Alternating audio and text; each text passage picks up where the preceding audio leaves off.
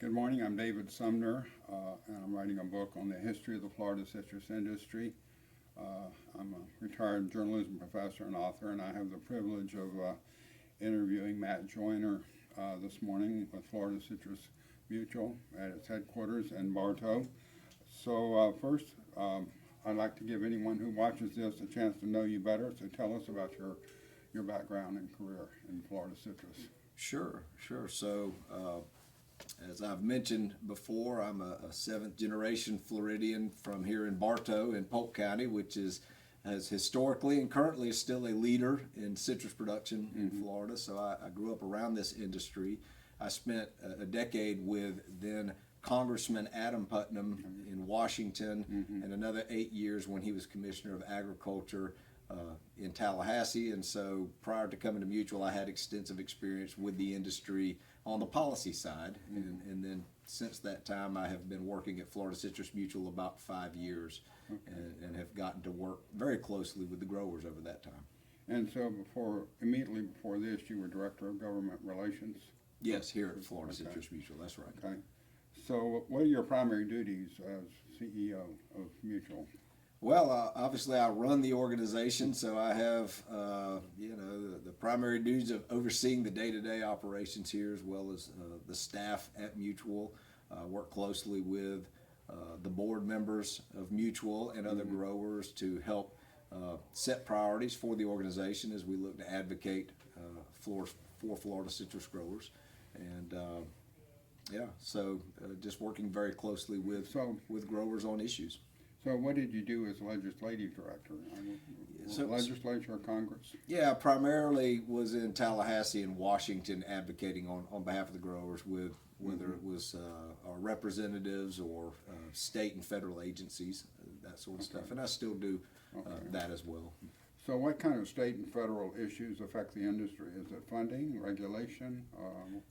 All the above. Right. Obviously, we particularly with the advent of greening and the battle we've been in with citrus greening, research funding has been a critical issue that we've worked on for a number of years and continue to work on. Okay.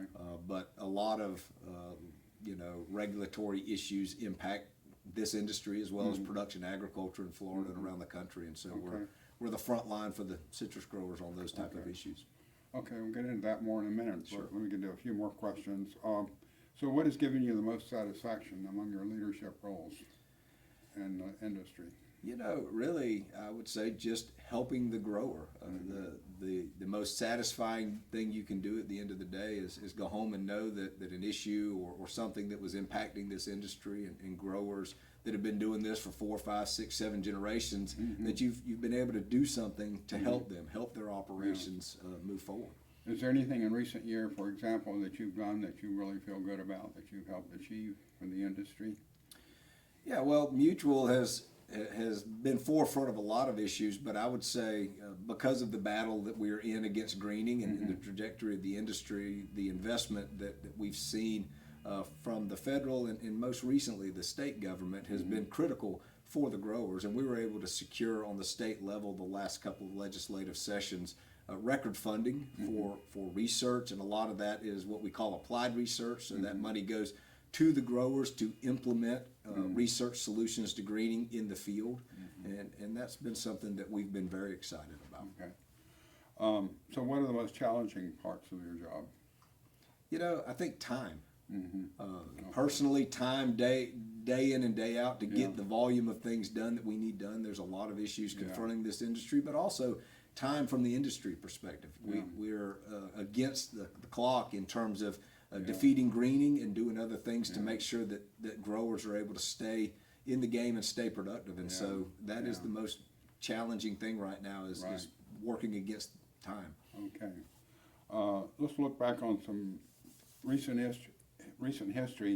The reason I'm asking this question, I have an introductory chapter called Oranges in Popular Culture. And so to what extent, the citrus industry has been an important part of Florida for 150 years. And to what extent are oranges and grapefruit still linked to the image of Florida in pop culture? Well, I mean, Florida and citrus are synonymous pretty much wherever you go around the country. I travel extensively in my job, and everybody associates Florida with orange juice, with citrus. It's on our license plate. You know, it's something that prior to theme parks and other things that attract folks to Florida now, grove stands. When you talk to people that would come to Florida as children from other parts of the country, they remember stopping at the roadside stands and getting fresh oranges or juicing orange juice. You know, the Citrus Tower in Claremont was one of the original, you know, kind of attractions prior to, like I say, the Mickey Mouse and other things. So it's ingrained in the culture of Florida and the image of Florida, not only probably nationwide, but I'd say worldwide. Yeah, I would say it is too. There's even citrus perfume. That's right. And it's sold all over the world. I found it being sold in Morocco and the UK, and yeah, it's in some of my research. Historically, the citrus industry has been second to tourism in the Florida economy. With the decline and the challenges of the last 25 years, how has that changed? Well, so the industry as a standalone industry may not be second to tourism, but agriculture in general in Florida, I would argue, is still tourism, construction, and ag are your top three in any given year. One could overcome the other. And citrus, even in the state that we're in, we've seen this industry really consolidate and decline a little bit as a result of greening. But we're still one of the top commodities in the agriculture space in Florida. And that's really a testament to how big this industry once was, that even with some of the loss of production, acreage, and other things we've experienced over the last 2 decades, primarily as a result of greening, we're still one of the top contributors to the ag economy in Florida, which is one of the top 3 pillars of Florida's economy. Right. And do you know how many jobs are connected to the citrus industry, marketing? Roughly, we would roughly estimate about 34,000 jobs. 34,000, okay. Historically, I think John McPhee mentioned this in his famous book, Oranges, that 30% of grove owners were out-of-state investors. And has that changed? Do we still have a lot of out-of-state owners? You know, I couldn't speak probably specifically to numbers, but yes, I would argue that it has changed some. But, you know, with the consolidation of the industry, you have a lot of the traditional families that are still hanging in there, but I don't know that there's quite as many out-of-state investors owning groves. Most of the people this is a tough industry to be in right now with the greening challenges and other things, and I think that that absentee grower is becoming a little more scarce. It's the guys that are on the ground able to work it out day in and day out that are thriving. I'll mention as an anecdote, even my father-in-law, who lived in New Hampshire, owned 10 acres with Orange Cove and Arcadia. That's right, yeah. So it was kind of a very common thing, wasn't it? Right, yeah. Next question, besides greening, let's talk about hurricanes for a little bit, because that's been a really big issue. Yes. In 2004, Charlie, Francis, Jean, Wilma, and Irma. In 2017, and Ian. Do these hurricanes do long-term damage to the industry, or can growers bounce back after a year or two? Yeah, well, certainly those storms, all that you've mentioned, have been very impactful storms. You know, growing up, I had heard about Hurricane Donna from the 60s. That's what my dad and others always talked about, and yet in my lifetime, until the 04 Charlie, Jean, and Francis crisscrossed the state, I never experienced a hurricane, and now it feels like every few years we're having one. And all of those storms that you mentioned had a significant impact on the industry because they hit right across some of the most productive acreage that we have. And we know just from those historical storms that it takes a good 3 years for a grove to bounce back. The stress on trees, the loss of trees, loss of foliage and branches, and so it is a long-term proposition to recover from that. But we also know that anytime you have those kind of storms that might eliminate large numbers of acres from production, there are times that some of that acreage just doesn't come back, particularly in a state like Florida where you have 1,000 people a day moving into the state. There's other demands for that land, and so sometimes these storms kick acreage out of production that just doesn't come back into production. I understand that. So did any of these hurricanes inflict the most damage, or was it vary by region according to the path of the hurricane? Yeah, I mean, certainly I think it varied by region. They were all significantly impactful storms because they really came into the center part of the state, the heartland, and you know, up to then and even When you look at Hurricane Andrew, you're a lot of coastal areas or maybe South Florida, but not in some of the areas where commercial production of citrus is most prevalent. And so I think that all of them had tremendous impact. What I think has been interesting is that because of the decline in tree health as a result of greening, it's harder for these trees to be stressed in that manner, to be hit by these hurricanes and bounce back the way they used to. And so I think each storm has a progressively worse impact just as a result of the combination of factors already impacting the stress, the trees. Yeah. So the canker eradication program, and I know all about canker. I've done a lot of research on it. And the eradication program ended in 2006, and it seems like the industry kind of gave up. We just have to control it. We can't eliminate it. How widely does it still exist, and how is it managed? Canker still is widespread in the industry. We've had several tools, crop protection tools, to manage that. We recently, in fact, just lost a tool. The EPA vacated a label on one of the more impactful things that we had to manage canker in the industry. So this year is going to be interesting. The next few years will be interesting because we still have some things that are a little less impactful or effective in managing canker. So we're about to see what the impact of some of the loss of these crop production So why tools did they are. eliminate those? Well, there was a court case in the Ninth Circuit Court that the environmental community brought against the EPA, and based on sort of some arcane loopholes in the FIFRA rules, EPA was forced to vacate that label. Yeah. So, so how important are protective coverings? How important have they been in preventing the spread of HLB? Yeah, those are fairly recent, as you know, inventions that I think are showing real impact for the industry. And you've got a couple of iterations. So you've got the IPCs, or the individual protective covers, the bags that go on each young tree. And those bags are effective in keeping the tree from getting affected by greening. So you're going to get 18 to 24 months before the tree outgrows the bag, that tree is completely healthy. You get a much better root system, much better growth on that tree during those early years. And so that sets you up for better success going into a greening endemic environment.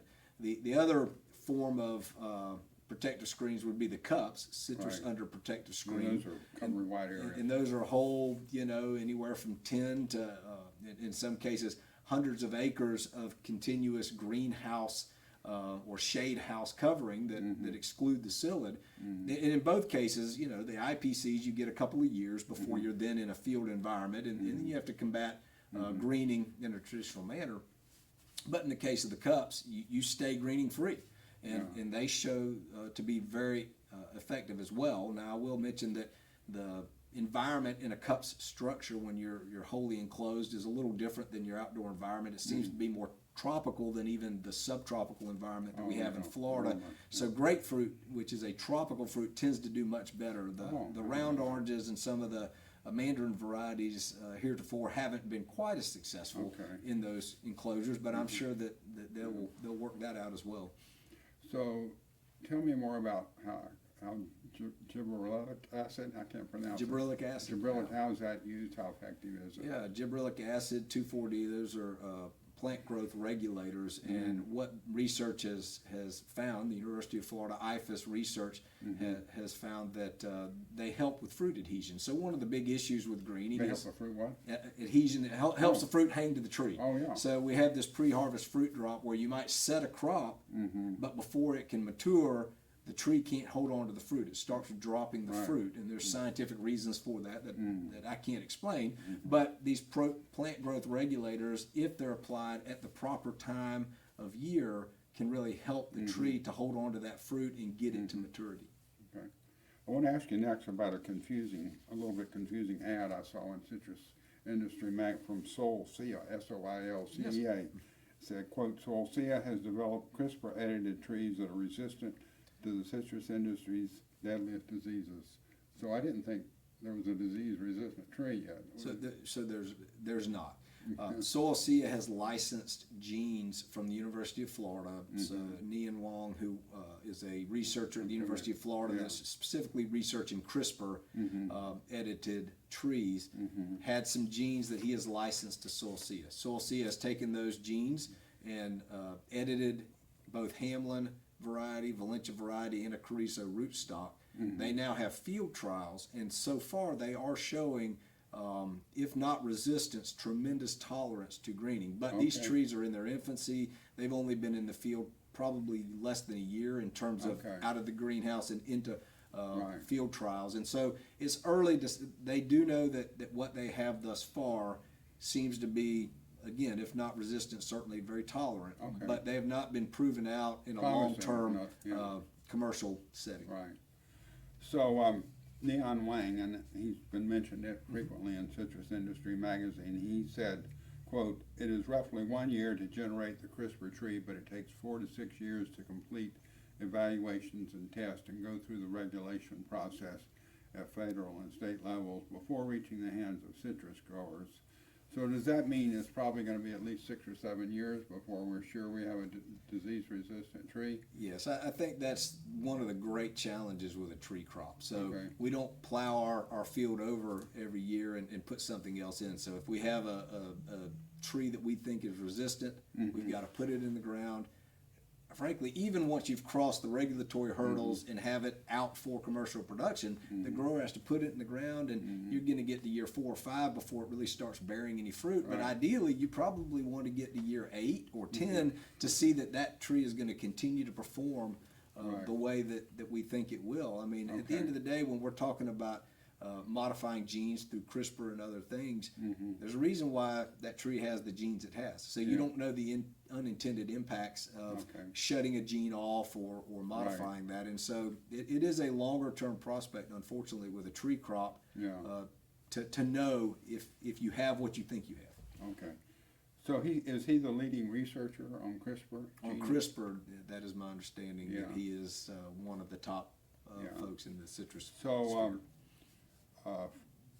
2 other researchers, Fred Gemitter and Ute Albrecht. Ute Albrecht. So what are they known for, or what is their? So Dr. Gemitter is what we would call conventional breeder, but as Dr. Gemitter likes to point out, a breeder's a breeder, whether you're looking at CRISPR, whether you're looking at transgenic, whether you're looking at more traditional crosses. But Dr. Gemitter is a very well known and respected citrus breeder that has been working on this and other problems for the industry for a lot of years.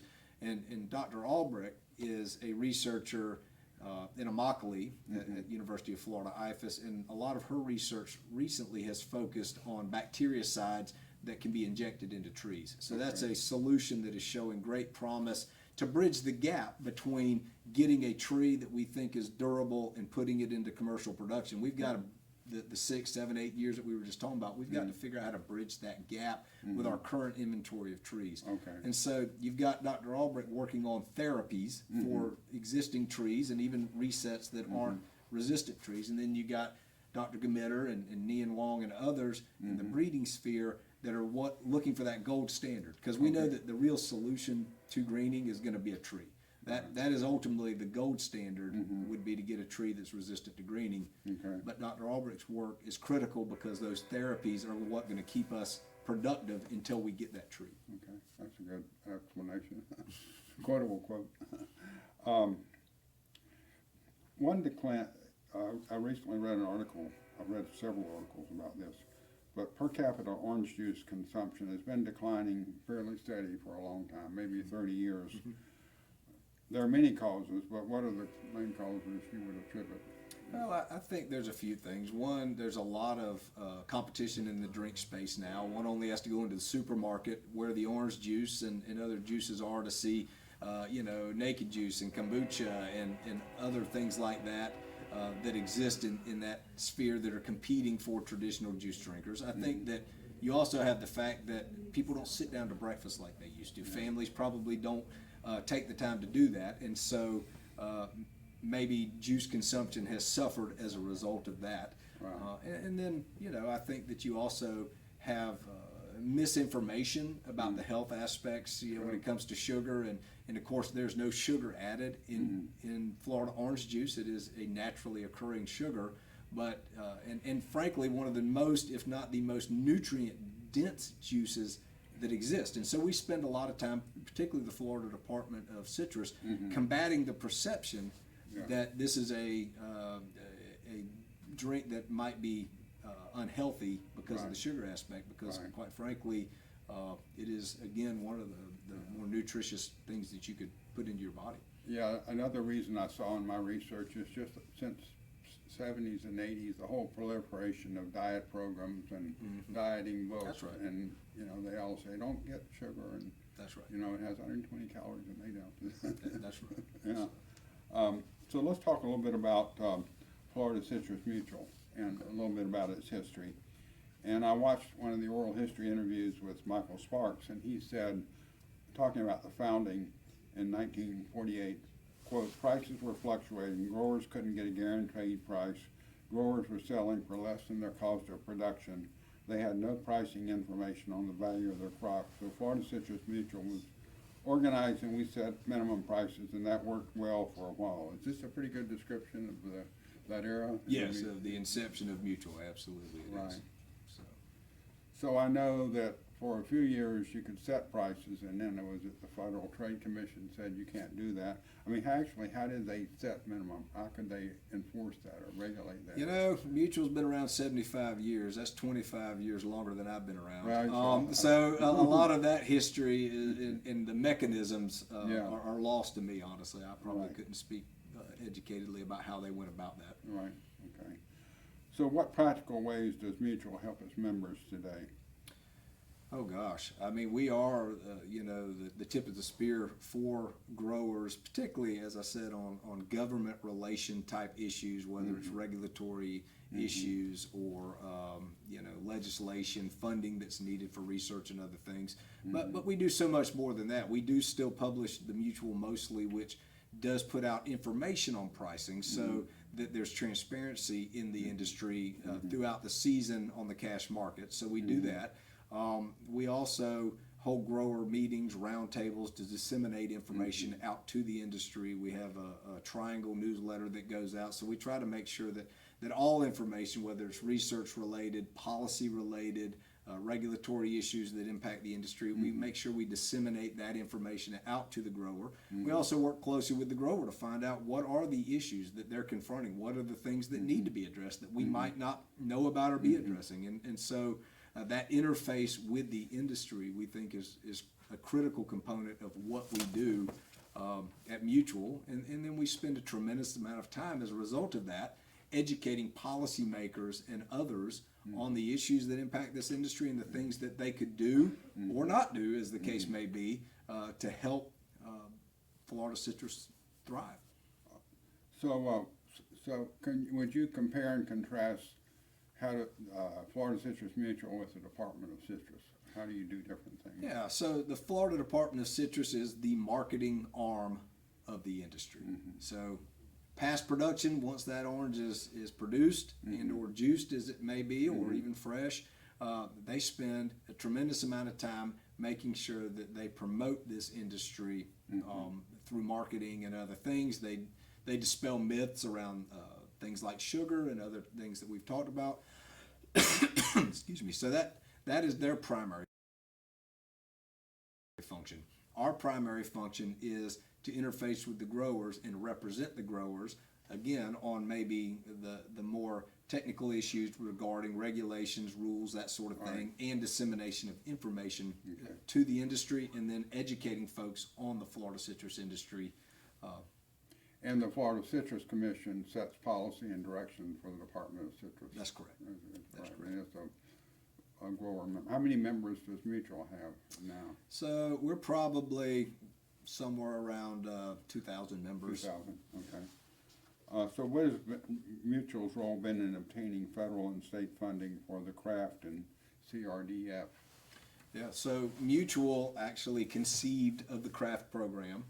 We're the ones that went to the USDA and worked with them to build out that program. And actually, my predecessor, Mike Sparks, who you referenced, it was really his baby, if you will. Right. And so we worked closely to build out the program, and we have worked with then federal and since then state legislators to fund the program, and we've had great success. Excuse me, in funding that program. And on the state level, we've had historic funding going into the craft program the last 2 years. We also You had to what? historic, Historic. record amounts Right. of funding going into that program the last 2 years. And we've also helped to secure research dollars for CRDF. And so those are two vital components of the industry, the research that goes on that Mutual's been instrumental in. One of my earliest interviews last year was Kristen Carlson, so she told me all about putting that together. That's some right. of the technical, Kristen was the organizational. first executive director and really, yes, instrumental in helping build out that Yeah, program. and Tamara Wood is. Tamara is now the executive director. Yeah, That's right. right. Okay, so the you last hand me section that? of questions. Sir, Yeah, could you hand me that coffee cup? I need something wet. yeah, I understand. Choking over here. Excuse me. I apologize. Thank you. Yeah, I've interviewed a few growers about labor problems, and that Yes. seems like an ongoing issue. And the biggest complaint I've heard from growers is the adverse effect wage rate, Yes. which is $3 or $4 above the minimum rate. Is there any relief in sight that the Labor Department might give some relief on that to growers? Unfortunately, I don't think under the current administration we'll see any relief in sight. But Yeah. we're hopeful that in future administrations, and we've been working on this issue for a long time, that there may be some common sense injected into that process of setting those rates. Yeah.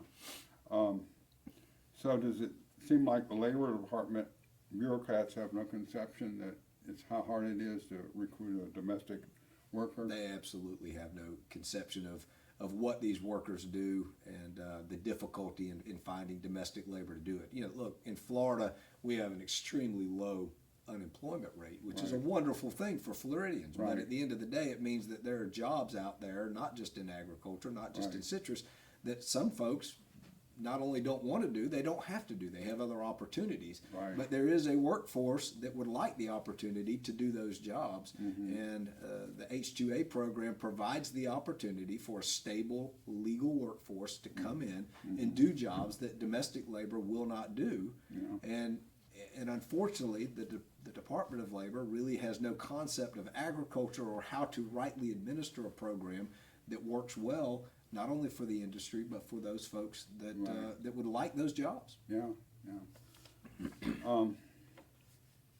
One of the areas that I find fascinating, and I wrote a whole chapter about it, is mechanical harvesting, and there's a whole history there of ups and downs and efforts to solve it, and then, well, we got enough labor, so we don't need to worry about that right now. Right. And that's one reason I'm going to see Clay Peterson. I interviewed him on the phone, and it sounded really interesting. He's gonna give me a tour of their operation up in Wildwood. But Paul Metter actually made this statement, which the more I read it, the more it makes sense. And I want to know your thought. Every other agricultural industry manufactures their harvesting equipment and then designs their crop to fit the equipment. We've been doing it the other way around in Florida for years, but if citrus is to survive greening, we got to adapt to smaller trees to fit the equipment that works for us. Is that accurate? I think that there's a lot of wisdom in that statement. I've had an opportunity to see the Agramiora high-density planting and the Oxbow machine that harvests that in action, and it is a very impressive model. And it makes a lot of sense that in order to have once you have that machine, you've got to have consistency across the industry to be able to utilize it. And you need trees that are built to be harvested with that way. So do you see that happening? Are other growers growing rows like that? Or So, is that greening getting in the way? That right now, when you're looking at the threat of greening over this industry, it supersedes most of the other issues that we clearly need to deal with. But we've got to make sure that we have an industry to mechanically harvest. And Right. so, Yeah. so ultimately, as we find solutions to greening, I think that you will then see things like mechanical harvesting, which has to be the top tier, if not the right below greening, because of the labor issues, really take Right. priority. And so you could see, as growers start to replant and rebuild, looking at a model like that. So the demonstration they did in February was at Lost Lake Grove. That's right. So who owns that grove? Does Agoramella own that, or? No, that's a grower that is cooperating Oh, with okay. Agramiora. You know, So are there other growers growing that type of hedge growth? Clay would be able to answer that. Yeah. I'm not aware of them. Right. I've kept up closely with Lost Lake groves and have watched those trees come into production and got to see them be harvested in February and was pretty impressed by what I Yeah, saw. okay. So how serious, getting back to, well, still on labor, how serious of a problem is the absconding of workers that come in under the H-2A program, then go work into construction or something? Yeah, I mean, that's obviously a big issue. It's certainly an issue for the agriculturalists that are bringing in labor. And of course, you know, the H-2A program, the grower pays to take that person to the embassy. They pay to process them. They pay their transportation here. Right. They pay their housing. They pay for everything. And so to expend all those dollars and have a contract with somebody for work at a very, very favorable rate and then have them disappear is very problematic for maintaining a workforce for the ag industry, and it's economically problematic for those growers that have expended a lot of money to bring those folks here. I think I read in the citrus industry, which I found a very valuable research, that the production this year, 23-24, is actually a little less than the previous year. The total, was that correct? No, we're actually up this Oh, year we are. from last year, but keeping in mind that last year we had Hurricane Ian and Nicole Right. come over the state. And so we finished last year on oranges at about 15.5 million boxes. We're at about 17.5 million, I think, this year. Oh, okay. And then grapefruit and specialty would be on top of that. So we'll be probably close to just under 20 million boxes this year, which is a And that's couple oranges. million increase. Is that oranges, just oranges? No, I think that all citrus, oranges, grapefruit, and specialty will be just under 20 million. Okay. And last year, I think we were That's better. somewhere around 18 maybe or Yeah, something like so- that. So how confident are you that there will be an industry in 10 years? I'm very confident that there will be an industry. I'm confident that this industry will look different.